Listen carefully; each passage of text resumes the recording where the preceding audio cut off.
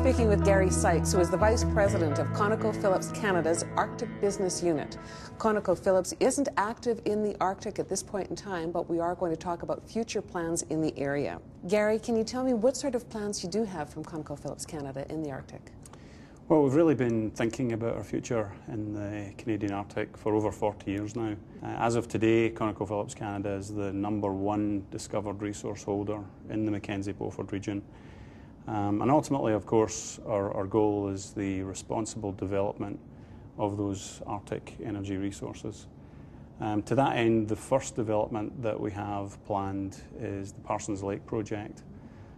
Parsons Lake is part of the Mackenzie gas pipeline project, and at this stage we're really focused on working with all of the relevant stakeholders to move that project forward.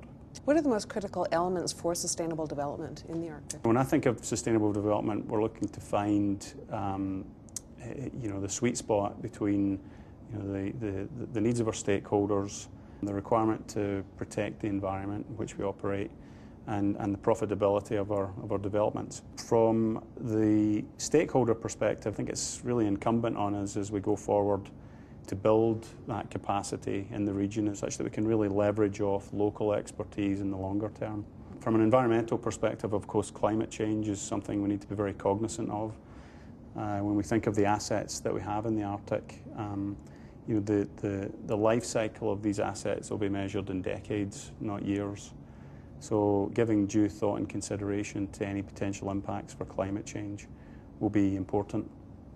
And then from a profitability perspective, we'll be looking to try and achieve long-term sustainable production from the region. We've been very active working with the relevant regulatory authorities to support positive changes to the regulatory system, to really try to make sure that the regulatory system is efficient and transparent and timely, and what's very important is that it's predictable.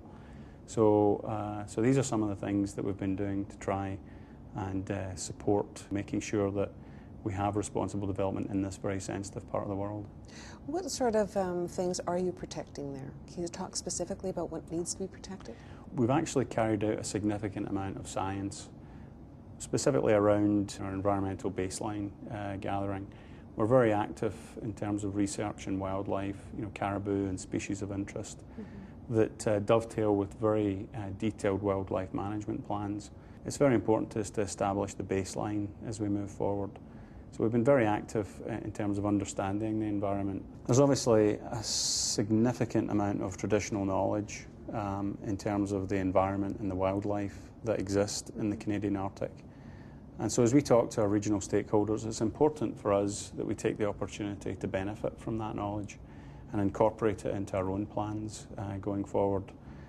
In some cases there's hundreds and hundreds of years of information that collectively exists in the communities, and we need to be very cognizant of that and make sure that we take that information into account as we plan our next steps. How are you going to be working together with the community?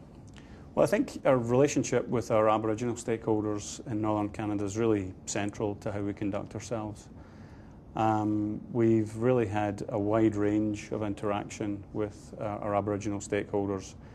I mentioned the Parsons Lake development. We've had extensive consultations on our development plans, in everything from the size of the footprint of our facility to where we should locate the airstrip, to some of the routes that we're looking for with respect to our ice roads. So very broad, extensive, mutually beneficial series of discussions. When you come back home after being in the Arctic, whether it's home to Calgary or home to Scotland, what do you tell your family? Well, I think a lot of it is somewhat dependent on the time of year, of course. I've been fortunate enough to travel in the Arctic in the middle of summer and in the middle of winter. I think the thing that stands out, no matter which time of year, is just both the beauty and the remoteness of the land, which is of course something that's of paramount importance to our Aboriginal stakeholders. But certainly it's a real privilege to get to visit such a beautiful part of the planet. And the thought of being paid to go and visit this part of the world is a real thrill for me, actually.